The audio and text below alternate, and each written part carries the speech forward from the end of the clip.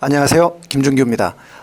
이번 주에는 지난주에 예고해 드린 대로 정책 의제 설정에 관한 이론 모형, 요 주제를 가지고 한번 생각을 해보도록 하겠습니다. 자, 정책 의제 이거 만만치 않죠. 여러분들이 문제 풀어보시면 점점 문제가 지금 깊이 있게 디테일하게 들어가면서 9급에서도 거의 뭐 7급 이상의 문제가 출제가 되기 때문에 대충 그냥 해놓으면 못 푸는 그런 문제들이 지금 많이 나오고 있거든요.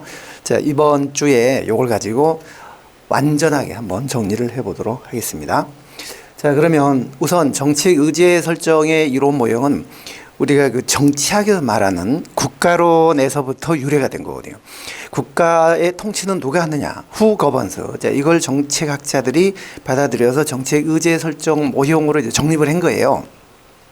그러다 보니까 이제 정치학에서 얘기하는 국가론에 대해서 많이 얘기가 나오는데, 흔히 우리가 국가론 하면 기본적으로 5가지 이론이 있죠. 5가지 모형. 첫 번째가 다원론이라는 게 있어요. 다원주의. 그러니까 사회는 아주 다원화됐다.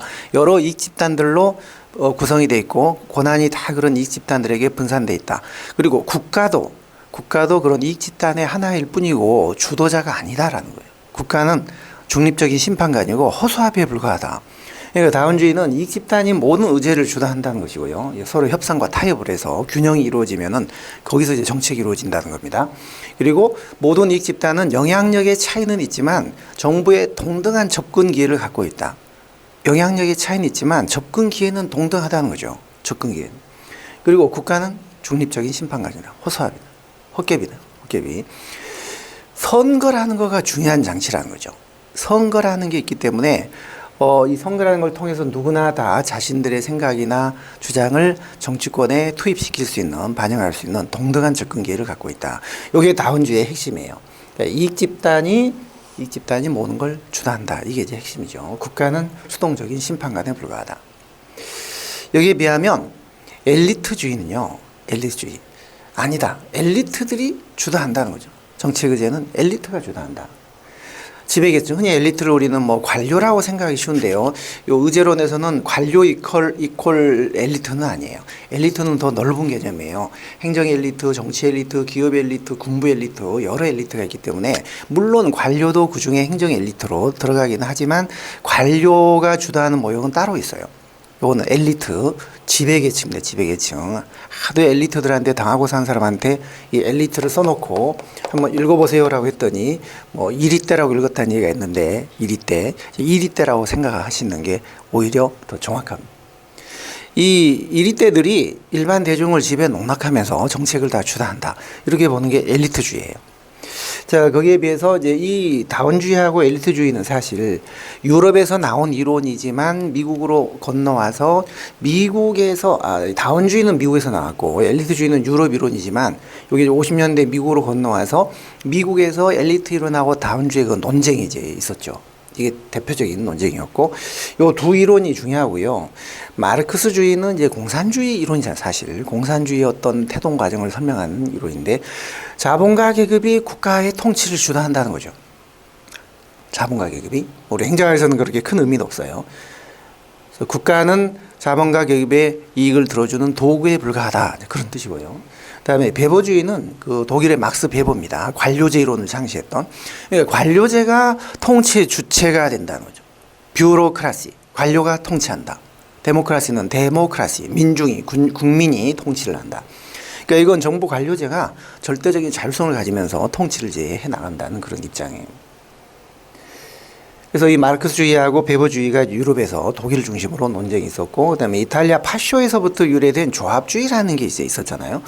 조합주의는 국가하고 이익 집단이 서로 조합을 형성한다는 거예요. 조합을. 공식 합의를 통해서 어떤 협력 관계를 구축을 하고, 겉으로 볼 때는 우호적인 협력 관계인 것처럼 보이지만 사실상은 이 집단은 그 공식 합의 때문에 국가로부터 완전히 예속이 돼서 자유롭지가 못해요. 그래서 사실상 이 집단을 지배 억압하고 국가의 통치를 끌고 나가는 주체는 국가다. 관료다. 그러니까 이 베버주의하고 조합주의는 태생 그 배경은 다르지만 결국 정부가, 이 국가나 정부가 같은 말입니다. 정부나 국가가 통치를 해 나가는 주체가 된다라는 점에서는 이제 같은 그 특성을 보이고 있죠. 그래서 이게 1900 뭐 등장한 시점 좀 다르지만 1950년 무렵에 이제 이런 기본 모형이 등장을 했다가 한 1, 20년 뒤에 2라운드 논쟁이 또 생기면서 신자가 다 들어가요. 신다운론, 신엘리트, 신마르크스 신자가 들어가면서 약간씩 자기네 입장을 수정하면서 또 다시 이제 2라운드 논쟁이 또 전개가 됐어요. 여기 보시면 이제 신다운주의는 아까 다운주의는 국가가 정말 힘이 없는 수동적인 심판관에 불과하다 이제 그런 입장이었잖아요. 근데 여기서는 조금 달라요. 정부가 전문성을 가지고 약간 능동적으로 끌고 나간다. 전문성을 가지고 능동적으로 끌고 나간다. 그렇기 때문에 국가가 좀 힘이 세다 보니까 국가의 비호를 받는 우월적인 이익 집단도 있게 되고 그 우월적인 이익 집단, 국가로부터 특혜를 받는 우월적인 이익 집단하고 정경 유착, 결탁이 생길 수가 있다는 거예요. 그래서 정부로부터 어떤 비호를 받는 그런 이익 집단은 접근이 좀 용이하고 그렇지 않은 집단은 좀 접근이 불리하고 따라서 아까 그 다원주의는 모든 이익 집단은 다 동등한 접근 기회를 갖는다고 했는데 여기서는 동등한 접근 기회가 수정이 됩니다. 상이한 접근 기회를 갖는다. 그러니까 신자가 들어가면 접근 기회가 상이합니다. 그래서 결국은 아까는 선거라는 걸 통해서 모든 것이 다원주의에서는 선거라는 걸 통해서 전부 다 동등한 접근 기회를 갖는다고 했는데 이제는 결탁이 이루어지니까 국가하고 이익 집단 간의 결탁이 이루어지니까 선거 같은 그런 거 가지고는 안 되고 이런 결탁을 해결하려면 결국 정부 내부의 권력 분화, 기구의 분화가 필요하다. 좀 더 민주화돼야 된다. 유착을 막기 위해서는. 그걸 결론으로 얘기를 하고 있는 거거든요. 이게 바로 신다운론이에요. 옛날에는 거의 안 나오다가 요즘 들어서 최근에 좀 나오는 그런 이론입니다. 아셔야 돼요. 요즘요. 엘리트주의도 신엘리트주의가 나왔는데요. 엘리트론이 약간 수정이 된 거죠. 근데 이 신엘리트주의는 아까 그 로버트 달의 다원론을 비판을 한 거예요. 다원론을. 그런데 이 신엘리트주의는 무의사결정론이라고 흔히 불러요. 무의사결정론. 무의사결정론은 논 디시전 메이킹이라는 뜻인데요. 논 의사결정을 안 한다라는 뜻처럼 보이는데 이거는 정확히 얘기하면 의제 채택을 엘리트들이 가로막는 거예요. 자신들한테 유리한 거는 좋아 이렇게 반기면서 불리한 거는 기각시키거나 짓밟거나 방치시키는 그런 거예요. 그러니까 자신들이 기득권을 침해하는 그런 주장, 불리한 주장에 대해서는 그냥 인상을 팍 쓰면서 짓밟고 자기한테 유리한 이슈에 대해서는 막 반기면서 이제 하는. 그래서 이 신엘리트주의는 이 권력의 두 얼굴이라는 이 모형에서 이제 연구가 된 거죠. 엘리트들은 두 가지 서로 다른 얼굴 모습을 갖고 있다는 거죠. 두 가지 서로 다른 얼굴, 밝은 얼굴, 어두운 얼굴. 근데 그 달의 다원론은 밝은 얼굴만 봤다는 겁니다. 이 집단들이 주장을 하거나 이렇게 하면, 국민들이 주장을 하면 다 그걸 다 받아들여 준다는 밝은 얼굴만 생각을 했고, 그러니까 자동으로 다 채택이 된다고 생각을 했는데 신엘리트주의는 그게 아니라 어두운 얼굴도 있다는 거죠. 자신들의 기득권을 침해하는 그런 주장은 짓밟고 가로막는 그런 어두운 얼굴이 있는데 그 어두운 얼굴이 바로 무의사결정을 초래한다. 결국 어떤 의제가 채택이 되고 안 되고는 엘리트들의 어떤 그 생각에 달려있다. 그래서 이 무의사결정은 신다운론이 아니라 신엘리트 이론이에요. 다원주의를 비판한 거예요. 고전적인 다원주의를 비판한 거예요. 그 이전에 있었던 고전적 다원주의를 비판을 한 거예요.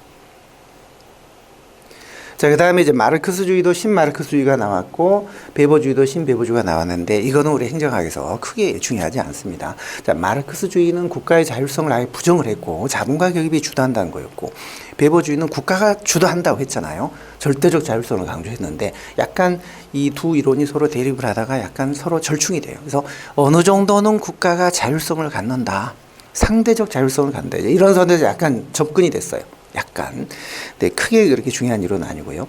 신조합주의도 그렇게 크게 중요하진 않은데 아까 조합주의는 서로 이익집단하고 국가가 공식 합의를 해서 조합을 만들어서 통치를 해 나간다. 우호적인 협력 관계를 띈다는 건데 거기서는 이제 국가가 좀 더 주도한다는 입장인데요. 요거는 약간 중요 산업 조직, 민간 조직이 좀 더 영향력을 미친다. 그리고 그 공식 합의가 더 발달해서 국가하고 이익집단 간의 긴밀한 동맹 관계로까지 발달한다. 이제 그런 쪽을 강조한 이론이에요. 그러니까 아까 전자의 다원론, 엘리트 이론, 마르크스, 베버, 조합주의가 1, 20년 뒤에 다시 2라운드 논쟁이 생기면서 신자가 다 붙으면서 약간씩 이제 접근될 건 접근되고 입장을 조금 수정할 건 수정했는데 제가 볼 때는 신다원론, 신엘리트주의 요거는 반드시 아셔야 됩니다, 여러분들이. 이건 굉장히 중요한 이론이고요. 그다음에 방금 전에 있었던 다원주의하고 엘리트주의 그것도 굉장히 중요한 이론이고요. 그 두 이론하고 그다음에 신자가 들어간 두 이론하고 그거는 꼭 아셔야 되는데, 그래서 우리가 다원론에도 여러 흐름이 있었고 엘리트주의에도 여러 가지 흐름이 있었는데 계보가 있었는데 그 계보를 구체적으로 묻는 문제가 좀 나오기 때문에 그런 부분까지 신경을 쓰셔야 되는데, 일단은 기본적인 모형을 제가 설명을 드렸어요. 기본적인. 자, 그럼 여기까지 문제를 일단 한번 보고 요거까지 설명드린 관련된 문제를 한번 보고 나서 계보를 다시 조금 더 설명드리고 또 추가적인 약간 난이도가 있는 문제를 살펴보는 걸로 하겠습니다. 자, 그럼 이 문제를 한번 보실까요? 작년도 서울시 구급 문제예요. 작년도. 그런데 아주 쉬운 문제가 아니에요. 점점점 어려운 문제가 나오고 있어요. 핵단계등 145쪽에 설명되어 있는 문제인데요. 다원론 옳지 않는 거므로. 다원론은 다양한 세력에게 이익 집단에게 분산되어 있다. 이게 이익 집단이라는 뜻이죠. 그리고 엘리트가 존재는 하지만 엘리트들이 영역별로 영향력을 서로 다르게 행사한다. 엘리트 존재를 부정한 건 아니에요. 고전적 다원주의는 부정했지만 다원론은 부정한 건 아닙니다. 그리고 이 집단들 간의 영향력의 차이가 있는데 접근기에는 동등하다고 했잖아요. 자, 신다원론이라면 이게 상이한 접근기가 맞는데 그냥 다원론 하면 접근기에는 동등해요. 선거를 통해서 누구나 자기의 이익을 정치권에 투입시킬 수가 있기 때문에 영향력의 차이는 있지만 접근기에는 동등하다고 했거든요. 근데 신다원론에 가서는 그 접근기의 동등성이 수정이 되는 거예요. 그러니까 이 부분이 틀린 거예요. 상이한 이 부분이 틀린 거예요. 요거 많은 거죠. 이 집단 간의 영향력의 차이는 있지만 사회 전반적으로는 권력 균형을 이뤄냅니다. 서로 힘이 없으면 연대하고 뭐 이렇게 합치고 힘이 없으면 안 하고 해서 전체적으로는 권력 균형을 이뤄낸다는 거죠. 아까 엘리트론 같은 경우는 특정 집단으로 권력이 집중된다는 뭐 그런 이론이지만 다원론은 권력의 균형, 분산을 강조하는 이론이거든요. 그러니까 3번만 상이한 이것 때문에 이제 틀린 것이죠. 다음 문제를 한번 볼까요? 조합주의 틀린 건데요. 조합주의. 조합주의는 국가가 굉장히 주도적이에요. 이 집단을 억압포섭하면서 끌고 나가는 능동적인 실체가 된다. 물론 겉으로는 협력관계처럼 보이지만 실질적으로는 이 집단을 억압 지배한다는 이론이잖아요. 그러니까 소극적 이 말이 틀린 거죠. 이거는 다원론에 해당하는 설명이죠. 1번은 다원론, 다원주의. 예, 틀렸고 2번은요. 그렇죠. 이 집단 다원주에서 이 집단은 정말 다양하고 자유롭고 서로 경쟁 타협하고 이렇게 하지만 조합주에서 이 집단은요 국가에 예속이 돼요. 그리고 수가 많지도 않고 서로 수평 대등하지도 않아요. 그래서 단일적이고 수직적이고 위계적이고 그런 특성을 갖습니다. 이제 맞고 3번은요. 그렇죠. 우호적인 협력 관계 맞고. 예, 협조를 해야 자기들이 또 뭔가 요구를 주장하고 얻을 걸 얻기 때문에 일단은 공식 합의를 통해서 서로 협조하는 그런 관계예요. 나중에 신조합주의는 그게 긴밀한 동맹 관계로까지 발달을 하는 거죠. 맞고 1번이 틀렸네요. 다음 문제 하나 더 보겠습니다. 자, 무사결정론인데요. 신엘리트주의라고 했죠. 무사결정론에서 여러분들이 꼭 기억하셔야 될 건 신엘리트주의예요. 신엘리트주의라는 거, 고전적 다원주의를 비판했다. 로버트 달의 다원론을 비판하는 거예요. 자, 진입을 못하도록 자신들한테 어떤 그 불리한 문제가 진입이 못하도록 가로막는 엘리트들의 어떤 방해 공작 같은 게 그게 무의사 결정이에요. 맞고 2번. 주로 의제 채택 과정에서 가로막지만 안 되면은 정책 결정을 방해하기도 하고 안 되면 집행을 방해하고 평가를 왜곡시키고 정책 과정 전반에 걸쳐서도 넓게 보면 나타납니다. 이거는 맞는 말이고. 3번요. 고전적 다원주의를 비판했다. 여기까지는 맞는데 신다원론이 아니에요. 신엘리트주의예요. 그러니까 기본적으로 무사결정론은 엘리트 이론의 일종이에요. 엘리트. 결국 의제 채택이 되고 안 되고는 엘리트들의 이해관계나 생각에 달려있다는 거죠. 그러니까 신다원론 이 부분이 틀린 거예요. 자, 정치 권력의 두 얼굴. 어두운 얼굴이 무사결정을 초래한다는 거죠. 맞고. 3번이 답이네요. 3번. 아시겠죠? 자, 그 다음에, 여러 가지 모형 중에 이제 관료의 역할을 각 모형별로 관료들의 지위나 역할이 다르잖아요. 예를 들어, 뭐 조합주의나 국가주의에서는 관료의 역할이 엄청 세고, 다운주에서는 굉장히 호소합이고 또 마르크스주의 같은 경우에서도 굉장히 뭐 국가는 호소합이고. 근데 이 중에 관료라는 그 역할, 옳지 않는 거 했거든요. 조합주에서는 관료가 굉장히 적극적인 역할을 하죠. 주도적인 역할을 하죠. 이익 집단을 억압 지배하는 거 맞습니다. 2번 엘리트주의에서는 관료보다는 지배계층. 그렇죠. 그래서 관료가 엘리트가 아니에요. 엘리트 일종이지만 관료는 정부를 대표하는 사람이고 지배계층 이게 엘리트예요. 그러니까 이게 맞는 말이죠. 자, 3번 철회상각에서는 관료가 이익 집단에 종속된다. 맞습니다. 여러분들 철회상각이라는 게 우리 철회상각 이익 집단하고 국회 상임위원회하고 그다음에 관료하고 세 축으로 이게 결탁이 돼서 깨지지 않는 동맹관계를 형성한다는 게 이게 철회상각이잖아요. 철회상각. 그래서 결국은 관료는 경제적으로는 이익 집단에 종속이 되고 정치적으로는 국회의원들한테 종속이 되는 거예요. 그러니까 철회상각에서 관료는 이익 집단의 이익에 경제적으로 종속된다. 맞죠? 그러니까 이 철회상각은 이렇게 암기하시면 될 것 같아요. 이 세 축 꼭 여러분들 아셔야 되거든요. 국민들하고는 아랑곳 없이 자기들의 이익만 관철시키려는 자신들의 이상만 관철시키려는 그런 집단이다. 이상관철 이렇게 암기하실까요? 이상관철. 자신들의 이상만 관철시키려는 집단이다. 이상관철. 또 세 개. 관료는 이익 집단에 경제적으로 종속이 됩니다. 좀 맞고. 4번은 어떻습니까? 다운주에서는 이익 집단이나 외부 집단이나 지배계층보다 관료 역할이 중요하다. 관료가 역할을 하는 것은 조합주의나 국가주의고 지배계층이 역할을 하는 것은 엘리트주의고 외부의 이익 집단이 주도하는 게 다운주의잖아요. 그러니까 이렇게 하면 안 되는 거죠. 얘가 주도한다고 해야 되는 거예요. 얘는 엘리트주의. 요거는 국가주의나 조합주의. 자, 5번 이슈 네트워크. 이슈 네트워크는 다양한 이해관계자, 정부, 관료 뭐 아무나 다 참여할 수 있는 열려있는 그런 개방적인 네트워크이기 때문에 국가가 주도자가 될 수도 있고 방관자가 될 수도 있고 이게 주도자가 일정치가 않아요. 그래서 5번 지문은 맞는 말이에요. 얘가 틀렸네. 4번이 답이 되겠습니다. 자, 그럼 여기까지는 사실 기본적인 사항을 설명드린 것이고요. 전에는 이런 정도까지만 문제가 나왔거든요.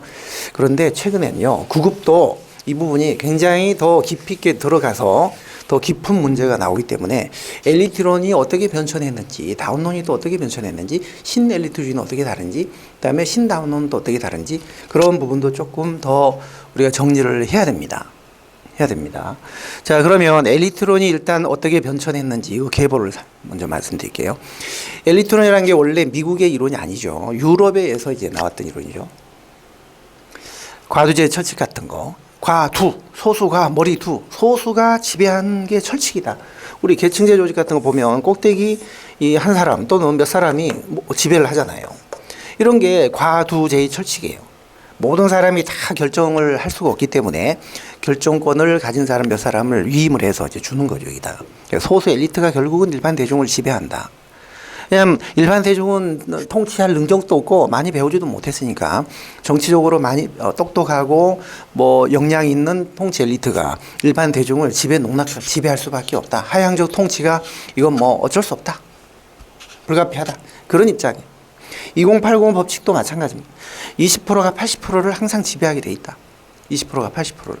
어느 집단이든 보면 정말 제대로 하는 집단은 20%고 정말 쭉정이 같은 끌려다니는 사람이 80%가 있잖아요. 이 강의를 들으시는 여러분들은 그런 분들이 아니시겠지만 끌고 가는 20%시겠지만 요 이론을 설명을 해주고 제가 수업 때 늘 하는 얘기인데요.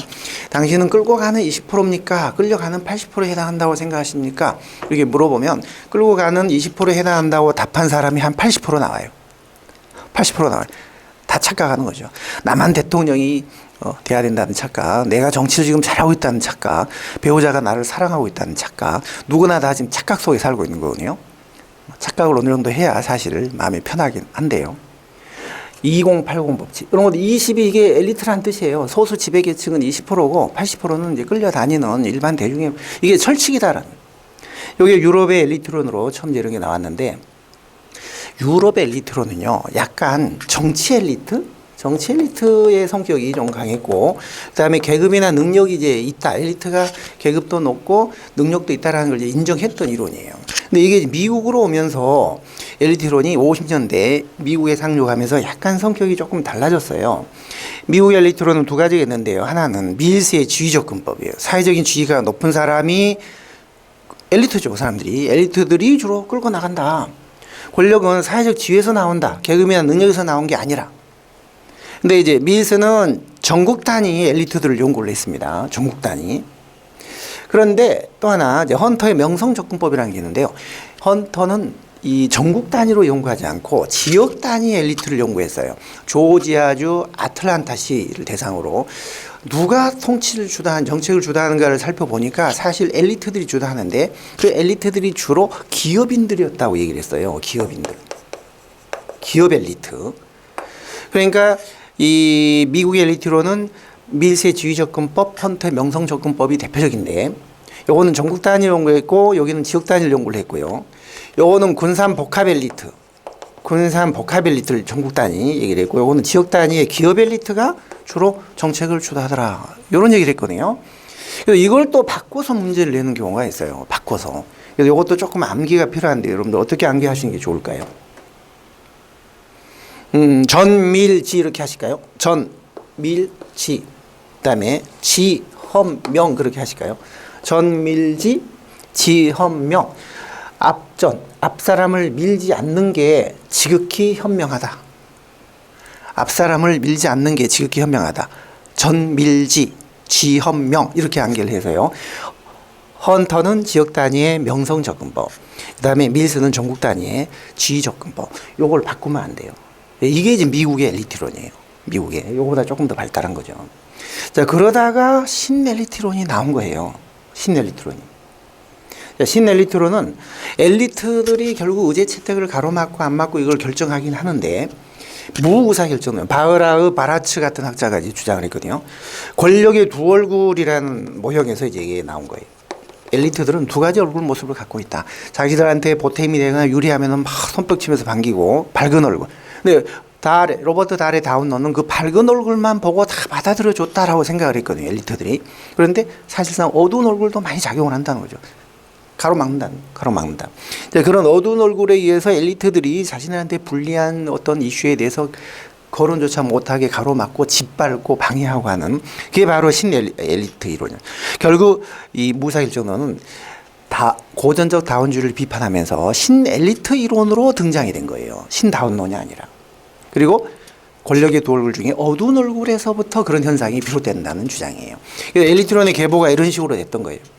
요거를 바꿔서 묻는 문제가 나오니까 요것하고 구분해야 되고 이 둘도 구분해야 되고 좀 해야 됩니다. 요즘 문제가 그래요. 문제라는 게 유행이 있는데 최근 1, 2년 사이에 부쩍 이런 문제가 지금 나오고 있거든요. 다원주의도 계보가 있었죠. 하나가 있는 게 아니라 계보가 있었죠.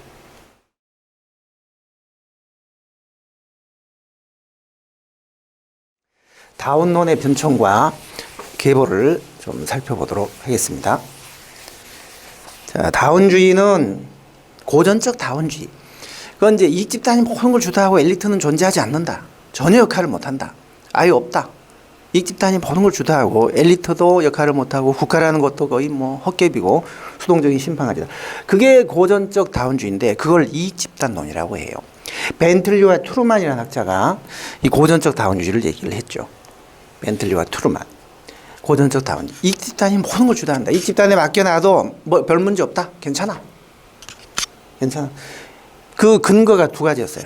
잠재이익 집단론하고 중복회원론. 이 두 가지를 근거로 주장하면서 이익 집단에 맡겨놔도 큰 문제가 없어. 이런 주장을 한 거예요. 자, 잠재이익 집단은 뭐냐면 침묵적 다수. 그러니까 아무 말도 못하고 사실 우리가 앞에 나서서 전면에 나서서 막 주장하고 하는 사람은 사실은 소수예요. 액티브 마이너리티예요. 설치는 소수. 대다수 국민들은 방에서 그냥 TV만 조용히 보면서 있는 사람들이에요. 거리에 나와서 막 촛불 들고 태극기를 들고 하는 사람들이 다수인 것처럼 보이지만 사실은 소수예요. 액티브 마이너리티고 사일런트 머저리티, 침묵적 다수가 있는데 이런 사람들 주장은 어떻게 반영을 할 거냐. 이 집단에만 맡기면 그게 안 되지 않을 거 아니냐라고 하는데 이 이론은 그게 아니라 친목적 다수의 이익도 다 고려해서 정책에 반영이 될 것이다. 그 잠재 집단이라는 게 자기 이익을 적극 주장하지 못하는 다수 집단을 말하거든요.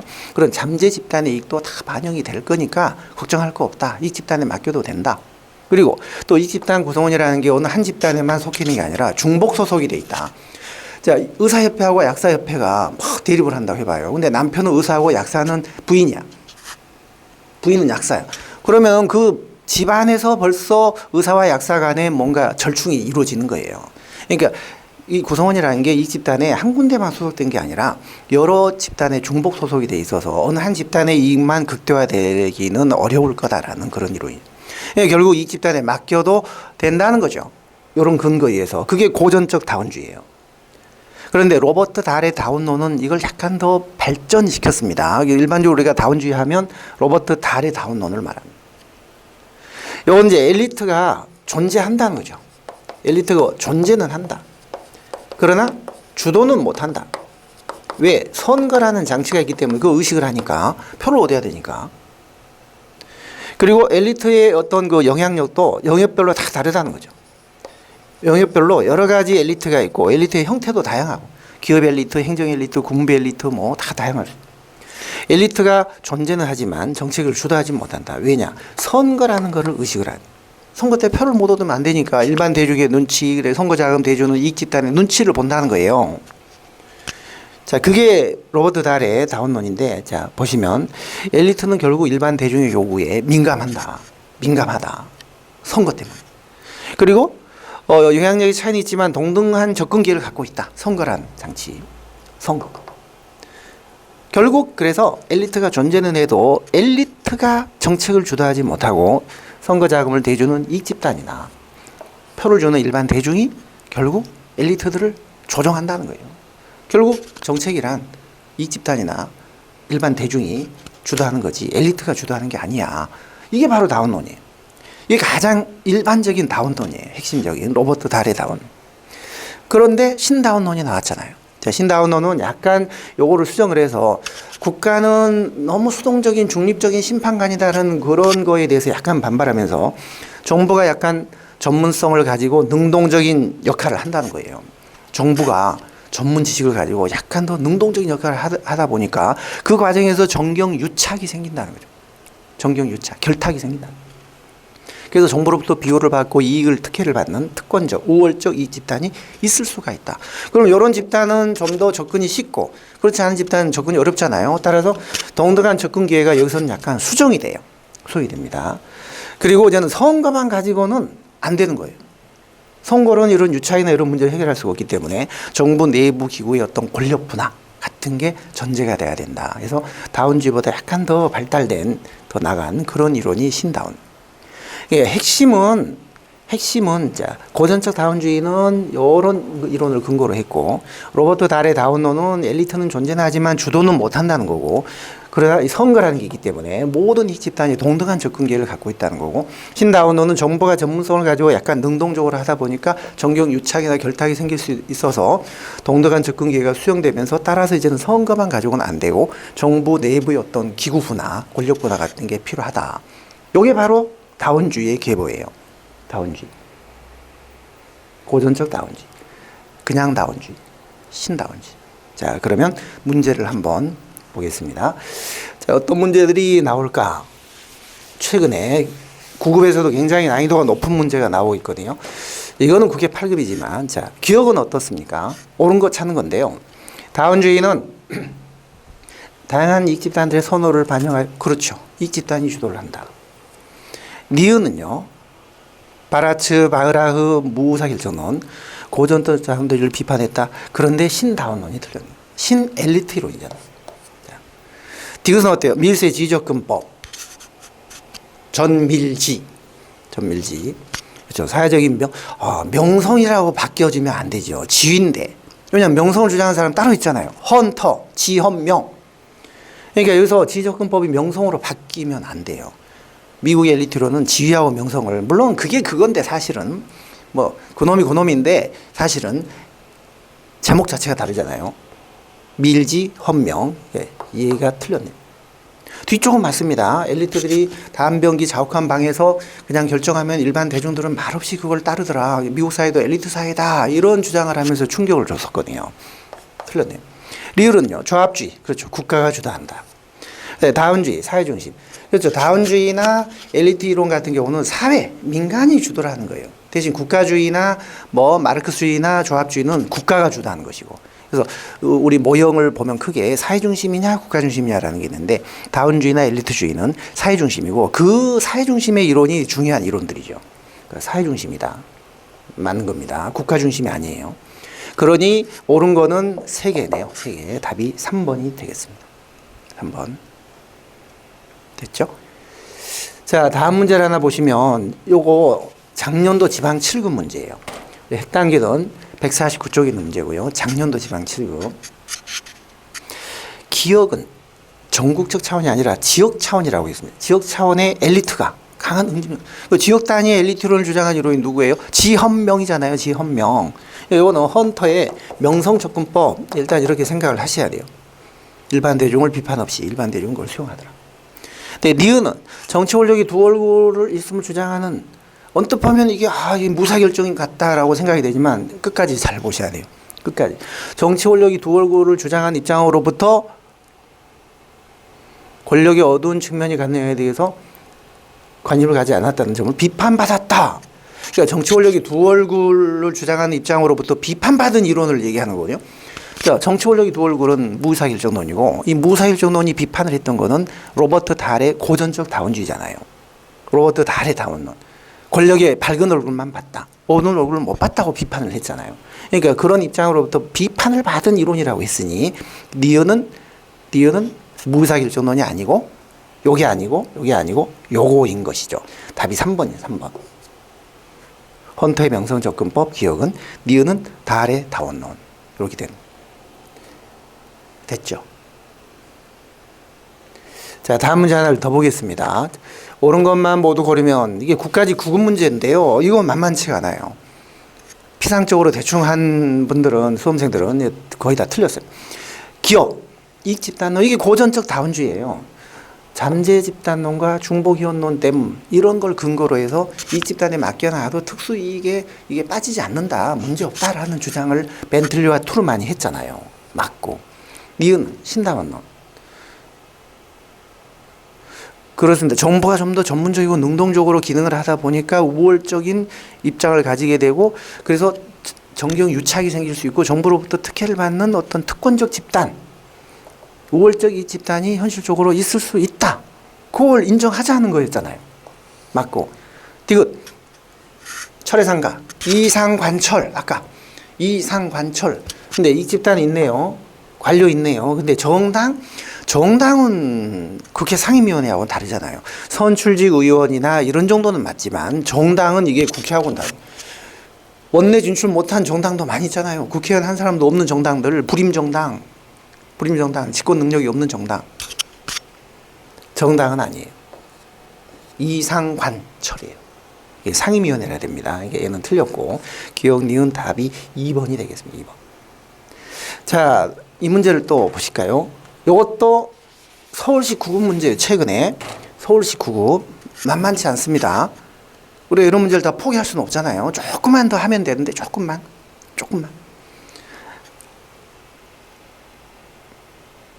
옳지 않는 것은 1번 헌터, 지헌명, 지역사회 연구를 통해서. 자, 그런데 헌터는 아틀란타 시의 그 어떤 정책을 누가 주도하는가 봤더니 소수 기업 엘리트들이 주도하더라는 걸 알아냈어요. 그러니까 유럽의 엘리트론이나 이런 거는 주로 정치 엘리트인데 이 지헌명은 헌터의 명성 적용법은 정치가 아니라 기업입니다. 기업. 그래서 우리가 엘리트의 종류를 우리가 생각을 좀 해야 돼요. 엘리트가 종류별로 다른 행태를 보이고 형태도 좀 다양하다. 엘리트가 하나가 아니다. 꼭 관료만 엘리트가 아니에요. 행정 엘리트, 군부 엘리트, 산업 엘리트가 기업 엘리트예요. 여러 가지가 있다는 거예요. 얘가 일단 틀렸어요. 엘리트를 좀 구분하셔야 돼요. 2번은요. 무사결정. 그렇죠. 불리한 문제는 짓밟는 거, 봉쇄하는 거 맞죠. 3번. 달의 다원론. 다원론 엘리트가 존재는 하지만 분야별로 영향력이 다르고 형태도 다양한 형태가 있다고 한 거죠. 그리고 엘리트가 주도하지도 못한다. 예, 맞습니다. 4번. 신다원론. 그 다운론의 틀을 유지하면서 이익 집단 간 경쟁 요게 중요하다고 하면서 요거 보세요. 대체적 동등성 개념을 수정하여 집단 간 동등성, 다 동등한 접근 기회를 갖고 있다. 선거라는 걸 통해서 그게 아니라는 거예요. 유착이 생기고 하기 때문에 우월적 집단도 있고 접근 기회가 상회할 수도 있다라고 했으니까 이거 맞는 말이죠. 또 우월할 수도 있다. 이거 맞는 말이죠. 우리가 신다운론 같은 것도 좀 챙기지 않으면 이제는 안 돼요. 이게 서울시 문제인데 거의 7급 이상 문제 수준으로 출제가 됐던 거거든요. 1번이 틀리고 나머지는 맞겠습니다. 자, 하나를 더 보겠습니다. 요거는 국가 7급 문제인데요. 최근에 옳지 않는 거 신엘리트는 무사 결정입니다. 신엘리트 하면 항상 이거는 무사 결정이다. 신다운론이 아니다. 엘리트들의 그걸 가로막는다. 그걸 생각하셔야 돼요. 맞고 2번 머스크나 미엘스 등에서 주장됐던 고전적 엘리트론과 달리 물론 고전적 엘리트하고는 다르지만 밀지나 헌병하고도 다르잖아요. 밀지나 헌병은 지위가 높은 사람이나 명성이 높은 사람이 정책을 주도한다고 했는데 요 신엘리트론은 그 다음에 나온 이론이에요. 다원주의를 비판하면서 권력이 두 얼굴 가지고 연구를 한 거기 때문에 이 밀지나 헌명은 이거는 미국의 엘리트론이지 신엘리트론은 아닌 거예요. 아까 우리가 엘리트론의 계보에 보면 유럽 엘리트론이 있었고 미국의 엘리트론 밀지 헌명이 있었고 그 다음에 여기서 이제 신 엘리트론이 있는데 여기에 무사 결정론이고 요거는 다원론을 비판을 한 겁니다. 다원론을 비판한 겁니다. 요 밀지 헌명이 신 엘리트론이 아니에요. 여기서 무사 결정을 주장한 게 아니거든요. 그러니까 2번 이건 틀린 거예요. 2번 이게 틀린 거예요. 3번 두 가지 얼굴이 있는데 이 중에 하나만 고려한 밝은 얼굴만 고려하는 로버트 달의 다운론을 비판을 했다. 맞는 거죠. 4번 자 엘리트들이 가로막을 때 그거를 막 드러내놓고 막 이렇게 하는 건 아니고요. 은밀하게 하거든요. 은밀하게. 그래서 눈에 잘 드러나지 않아요. 따라서 드러내놓고 이렇게 실증적인 그런 연구는 조금 이제 어렵다, 한계가 있다라고 이제 그걸 주장을 했습니다. 맞습니다. 은밀하게 영향력을 행사한다는 드러내놓고 하는 게 가시적으로가 아니라 그래서 실증적인 어떤 그런 들여다보는 그런 실제 관찰하는 그런 방법은 좀 한계가 있다라고 얘기를 했어요. 그래서 2번이 틀리고 나머지는 맞는 거예요. 자, 지금까지 우리 정책 의제에 관한 약간 좀 난이도가 높은 문제들까지 정리를 해봤는데 요즘은 이런 정도 정리가 필요합니다. 비슷한 문제들이 계속 유행을 하니까 또 이런 스타일의 문제들이 나올 거거든요. 꼭 정리를 좀 해놓으시고 좀 복습도 좀 하십시오. 책에서. 자, 그리고 이제 다음 주는 저희가 좀 재밌는 주제를 가지고 또 살펴보려고 합니다. 행정학은 국어나 수학이 아니다. 우리가 비용 편입 분석이나 지방자치론의 주민 참여 쪽에 보면 단순히 그거를 우리 행정학 쪽으로 봐야 되는데 그냥 국어식으로 접근을 해서 답을 찾으려고 한다든지 그다음에 또 비용 편입 분석에서는 수학적으로 뭐 1이냐 0이냐 1보다 크냐 작으냐 이걸 수학적으로 접근해서 답을 풀려고 하면 또 오해가 생기고 이게 헷갈릴 수 있거든요. 행정학은 행정학인 것이지 국어나 수학이 아니에요. 그런 점에 좀 주의하셔야 될 게 있기 때문에 다음 주에는 이런 주제를 가지고 여러분들을 찾아뵙도록 하겠습니다. 자, 지금까지 여러분들 수고하셨습니다. 자, 믿고 듣는 선행정학 김준기였습니다.